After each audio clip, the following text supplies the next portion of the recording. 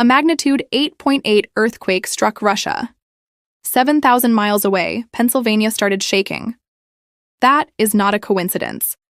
Columbia University's Lamont-Doherty Earth Observatory just proved the connection. Here's what the data shows, and what it means for every American living on what they thought was safe, quiet ground. On July 29, 2025, one of the most powerful earthquakes in human history struck the Kamchatka Peninsula in Russia. USGS confirmed it as the sixth strongest earthquake ever measured by modern seismometers, the most powerful since Japan's catastrophic Tohoku quake in 2011. The fault slipped 30 feet. The rupture lasted nearly 4 minutes. A tsunami swept the entire Pacific Ocean. Japan evacuated 1.9 million people. Waves hit Crescent City, California at 7 feet. They reached Hawaii, Chile, the Galapagos. But while the world watched coastlines brace for the wave, something else was happening. Something nobody caught in real time. In northern Pennsylvania, in New Jersey, and in Massachusetts, earthquakes were firing off, swarms of them, in places that had been seismically quiet for decades, and it took researchers at Lamont-Doherty to find it. Let's go back to July 29, 2025. It is 11:24 in the morning local time in Kamchatka. The earthquake strikes offshore, 119 kilometers from the city of Petropavlovsk-Kamchatsky, home to 165,000 people. Shaking there hits intensity 9, classified as violent. But this did not start on July 29th. 9 days earlier, on July 20th, a magnitude 7.4 earthquake had already hit the same zone. Then 3 magnitude 6.6 quakes followed. More than 50 earthquakes above magnitude 5.0 struck in the 10 days before the M8.8. The Earth was loading, building pressure along a stretch of the Kuril-Kamchatka subduction zone nearly 500 kilometers long. That is roughly the distance from New York City to Cleveland. And then it let go. The fault ripped southwestward. 30 feet of slip in under 4 minutes. USGS seismologist William Yeck described rapidly understanding the earthquake's size and mechanism as critical for getting accurate tsunami warnings out across the Pacific. The global seismographic network lit up immediately. USGS activated PAGER, their rapid impact assessment system. Red alert for economic losses, yellow alert for fatalities. The tsunami reached Russia first. Waves up to 16 feet slammed Severokurilsk on the Kuril Islands. The port flooded. Vessels were swept from their moorings. A steep valley near Vesnik Bay recorded a run-up of 109 feet. 109 feet of water. Now here is where the story shifts entirely. While emergency managers tracked the wave across the Pacific, a scientist at Columbia University was doing something different. Eric Bose is an associate research scientist at the Lamont-Doherty Earth Observatory. He studies small earthquakes in eastern North America, places most seismologists consider quiet, stable, geologically unremarkable. Bose was refining his earthquake detection tools when the Kamchatka sequence hit. He decided to pull up the Eastern North America earthquake catalog and look for anything unusual in the weeks after July 29th. What he found surprised him. 3 distinct earthquake sequences had started, all timed to Kamchatka's arrival. 1 in northern Pennsylvania, 1 in New Jersey, 1 in Massachusetts. In northern Pennsylvania, the pattern was striking. The region had been seismically dead. Then, after July 29th, hour-long bursts of tiny earthquakes began appearing in the data.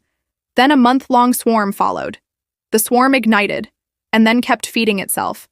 Bose's working theory: the relentless shaking from Kamchatka, the foreshocks, the main shock, the massive aftershock sequence, may have broken pore pressure seals deep inside the rock below Pennsylvania.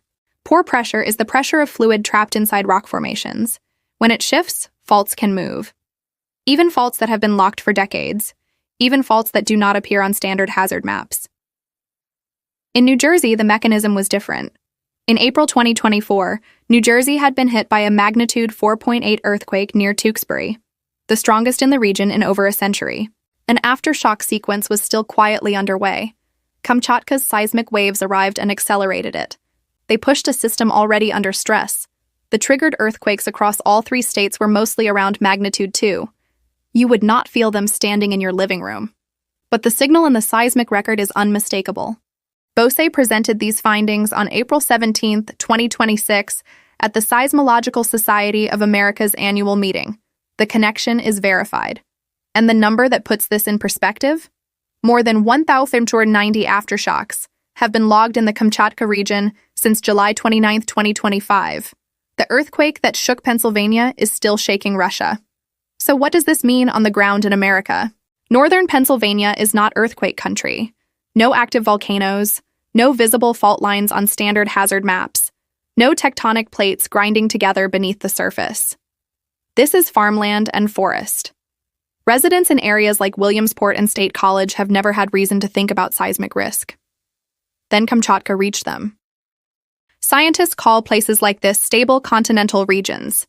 Eastern North America is one of the largest stable continental regions on Earth, far from any subduction zone, far from any active plate boundary.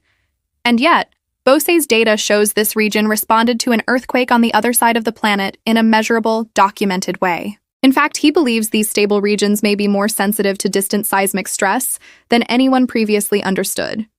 New Jersey adds urgency to this picture. Philadelphia sits roughly 45 miles from the 2024 Tewksbury earthquake epicenter.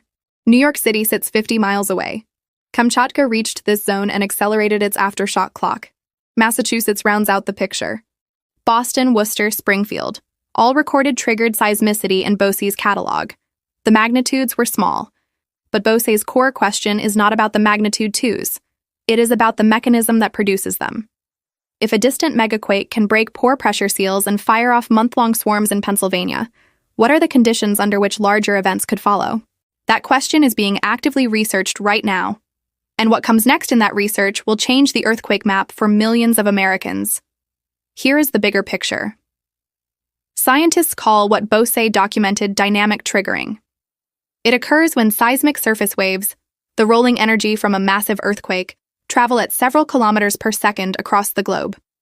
They pass through solid rock, they cross ocean floors, they move under entire continents, and when they reach a region where faults are already loaded, already close to their limit, those waves can be enough to tip them over.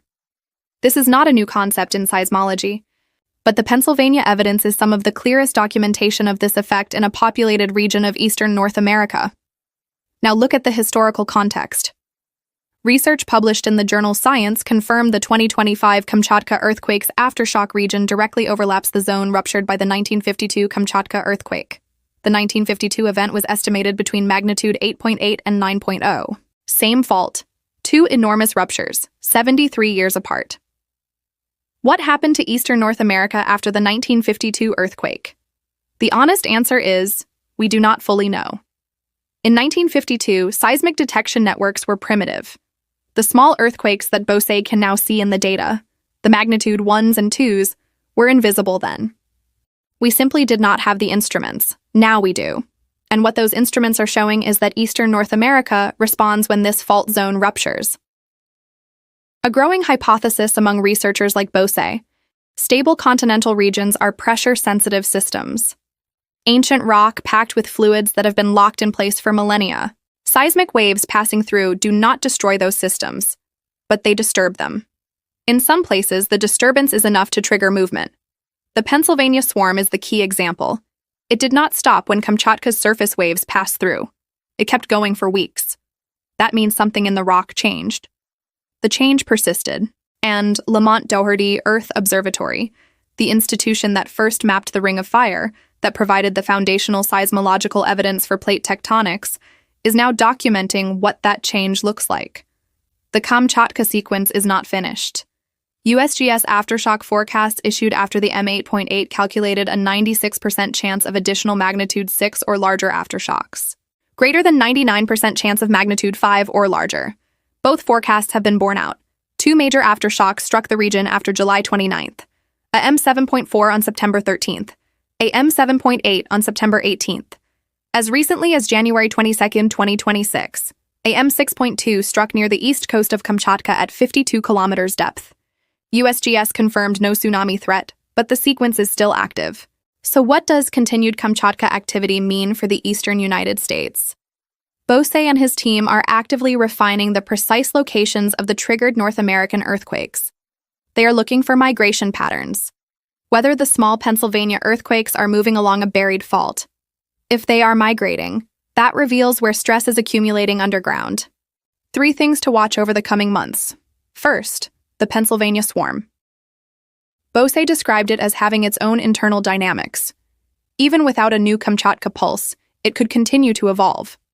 The key question is its ceiling. What is the largest earthquake this system can produce on its own? Second, the New Jersey aftershock sequence. Kamchatka accelerated it. Is it decelerating back toward its previous baseline, or has it been permanently altered? Philadelphia and New York City both sit within range. Third, the Kamchatka subduction zone itself. USGS originally calculated a 2% chance of an additional M8 or larger aftershock in the first week. That specific window closed. But the sequence has already produced 2 M7+ events, and the fault is still adjusting. If, worst case, the Kuril-Kamchatka zone produces another M8+ earthquake in the months ahead, USGS documents this as a possibility within ongoing aftershock probability monitoring. A new large rupture would send another pulse of seismic energy toward North America. It could re-trigger or amplify the existing swarms in Pennsylvania and New Jersey. Best case, the Kamchatka sequence winds down. The Pennsylvania swarm exhausts itself below magnitude 3, and the New Jersey aftershock rate slowly returns to its pre-Kamchatka pace. USGS aftershock forecasts currently show rates declining, but not to zero. The Lamont-Doherty team's next step is to pin down the specific geological features responding to these distant megaquakes. Which buried faults, which fluid pathways, which rock formations. That research could redraw earthquake hazard maps for tens of millions of Americans in the eastern United States. 3 things to remember. 1. The M8.8 Kamchatka earthquake on July 29, 2025, the 6th strongest ever recorded, triggered verified earthquake swarms in Pennsylvania, New Jersey, and Massachusetts, half a world away. 2. Lamont-Doherty researcher Eric Bose presented this finding at the 2026 Seismological Society of America annual meeting on April 17th. The signal is clear. The data is verified. 3. Eastern North America, a region most Americans consider geologically safe, is measurably sensitive to seismic stress from the other side of the planet. If you want to stay ahead of what is happening to this Earth, subscribe. I post every time something major hits. Coming next, the 1952 Kamchatka earthquake, the last time this exact fault zone ruptured at this scale, and the event the Soviet government tried to hide from the world for years. That video is on screen right now. If today changed how you think about earthquake risk, that one goes deeper. Stay safe.